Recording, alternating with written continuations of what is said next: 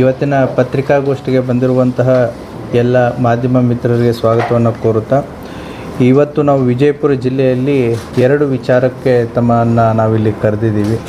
ಒಂದು, ಪೊಲೀಸ್ ಇಲಾಖೆಯು ರಾಜ್ಯಾದ್ಯಂತ ಹಿರಿಯ ನಾಗರಿಕರು ಮತ್ತು ಒಂಟಿ ಮಹಿಳೆಯರ ಸುರಕ್ಷತೆಯ ಕುರಿತಾಗಿ ಆಸರೆ ಎನ್ನುವಂತಹ ಕಾರ್ಯಕ್ರಮವನ್ನು ನಮ್ಮ ಗಣ ಸರ್ಕಾರ ಮತ್ತು ನಮ್ಮ ಗೃಹ ಸಚಿವರು ಮತ್ತು ನಮ್ಮ DGP ಸಾಹೇಬರು ಇದನ್ನು ಜಾರಿಗೆ ತಂದಿದ್ದರು. ಇದರನ್ನು ಮೂಲ ಉದ್ದೇಶ ಏನು ಅಂತಂತಂದರೆ, ಏಕಾಂಗಿಯಾಗಿ ವಾಸಿಸುವ ಹಿರಿಯ ನಾಗರಿಕರಿಗೆ ಮತ್ತು ಒಂಟಿ ಮಹಿಳೆಯರಿಗೆ ಸುರಕ್ಷತೆಯ ಭಾವ ಮತ್ತು ಅವರಲ್ಲಿ ಒಂಟಿ ಭಾವನೆಯನ್ನು ಹೋಗಲಾಡಿಸಿ ಅವರ ಕುಂದುಕೊರತೆಗಳನ್ನು ನೀಗಿಸೋದರಲ್ಲಿ ಈಗಾಗಲೇ ನಾವು ಏನು ಮನೆ ಮನೆ ಪೊಲೀಸಿಂಗ್ ಕಾರ್ಯವನ್ನು ನಾವು ಮಾಡ್ತಾ ಇದ್ದೀವಿ. ಅದರ ಭಾಗವಾಗಿ ಹಿರಿಯ ನಾಗರಿಕರು ಮತ್ತು ಒಂಟಿ ಮಹಿಳೆಯರ ಭದ್ರತೆ ಮತ್ತು ಸುರಕ್ಷತೆ ಮತ್ತು ಭರವಸೆಯನ್ನು ತರುವಂಥ ಕಾರ್ಯವನ್ನು ಕೂಡ ಪೊಲೀಸ್ ಇಲಾಖೆ ಜಾರಿಗೆ ತಂದಿತ್ತು. ಇದನ್ನು ಕಳೆದು ಹಲವಾರು ತಿಂಗಳಿಂದ ನಾವು ಇದನ್ನು ಎಲ್ಲ ಬೀಟ್ ನಮ್ಮ ಜಿಲ್ಲೆಯಲ್ಲಿರುವಂಥ ಒಟ್ಟು 329 ಬೀಟ್ಗಳಲ್ಲಿಯೂ ಕೂಡ ಇದನ್ನು ಜಾರಿಗೆ ತಂದಿದ್ದೀವಿ. ಈಗಾಗಲೇ ಕಾರ್ಯಾಚರಣೆಯನ್ನು ಕೂಡ ನಡೀತಾ ಇದೆ. ಈ 329 ಬೀಟ್ ಸಿಬ್ಬಂದಿ ತಮ್ಮ ಬೀಟ್ ವ್ಯಾಪ್ತಿಯಲ್ಲಿ ವಾಸಿಸುವಂತಹ ಏಕಾಂಗಿಯಾಗಿ ವಾಸಿಸುವಂಥ ಹಿರಿಯ ನಾಗರಿಕರ ಮನೆಗಳನ್ನು ಗುರುತಿಸೋದು, ಒಂಟಿ ಮಹಿಳೆಯರು ಇರುವಂಥ ಮನೆಗಳನ್ನು ಗುರುತಿಸಿ ಅವರಿಗೆ ಒಂದು ಭದ್ರತೆ ಮತ್ತು ಸುರಕ್ಷತೆ ಮತ್ತು ಸಮಸ್ಯೆಗಳನ್ನು ಕುಂದುಕೊರತೆಗಳನ್ನು ಆಲಿಸುವಂಥ ಒಂದು ಕಾರ್ಯವನ್ನು ಮಾಡ್ತಾ ಇದ್ದಾರೆ. ಇದರ ಜೊತೆಗೆ ನಾವು ಒಂದು ಸ್ಟೆಪ್ಪು ಎಕ್ಸ್ಟ್ರಾ ಹೋಗಿಬಿಟ್ಟು ಸರ್ಕಾರದಿಂದ ಅವರಿಗೆ ಈಗಾಗಲೇ ಇರುವಂತಹ ಹಲವಾರು ಯೋಜನೆಗಳನ್ನು ಕೂಡ ಇದೆ. ಸೊ ಹೋಗಿ ಅವರ ಸುರಕ್ಷತೆ ಭದ್ರತೆಯ ಜೊತೆಗೆ ಅವರು ಏನಾದರೂ ಆ ಯೋಜನೆಗಳಿಂದ ವಂಚಿತರಾಗಿದ್ದರು ಅಂತಂತಂದರೆ ಆ ಯೋಜನೆಗಳನ್ನು ತಲುಪಿಸುವಲ್ಲಿಯೂ ಕೂಡ ನಮ್ಮ ಬೀಟ್ ಸಿಬ್ಬಂದಿ ಒಂದು ಒಳ್ಳೆಯ ಕಾರ್ಯವನ್ನು ಕೂಡ ಮಾಡ್ತಾ ಇದ್ದಾರೆ.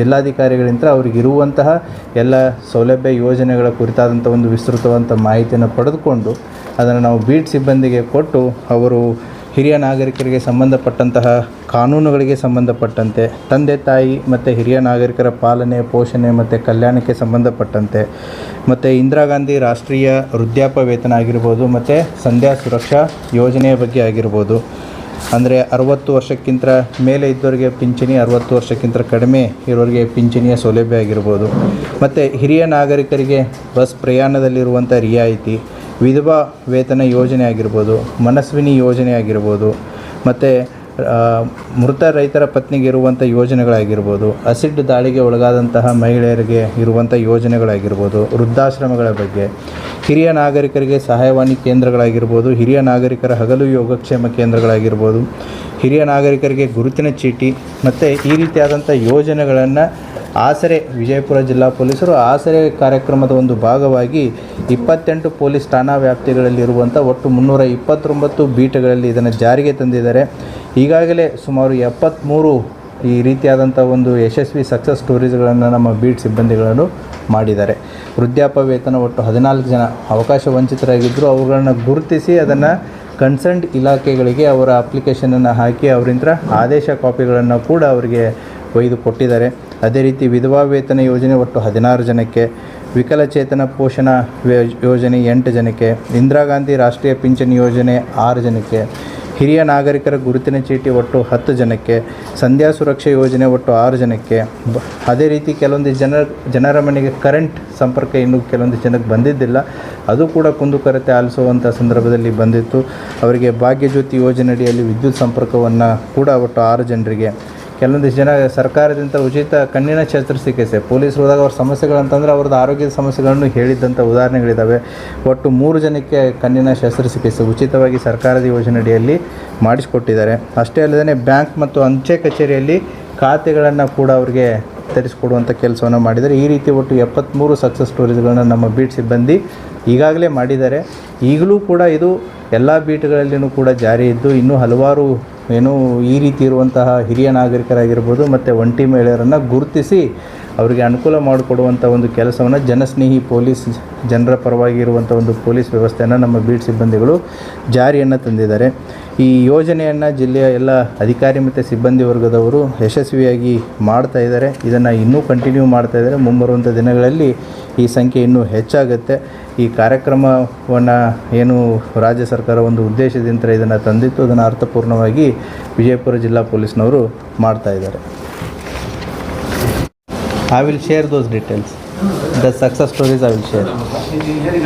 ಹಿರಿಯ ನಾಗರಿಕರಿಗೆ ಗುರುತಿನ ಚೀಟಿ ಸಿಗೋ ಎಕ್ಸಾಂಪಲ್, ಪೊಲೀಸರು ಹೋಗ್ತಾರೆ, ಗೊತ್ತಾಗ್ತದೆ ಇವ್ರಿಗೆ ಹಿರಿಯ ನಾಗರಿಕ how the process starts. Process ಆ ಕನ್ಸರ್ನ್ಡ್ ಇಲಾಖೆಗೆ ಏನು ಯಾರಿಗೆ ಬೇಕಾಗಿರುತ್ತೆ ಅವರಿಂದನೇ ಪತ್ರ ವ್ಯವಹಾರ ಮಾಡ್ತಾರೆ.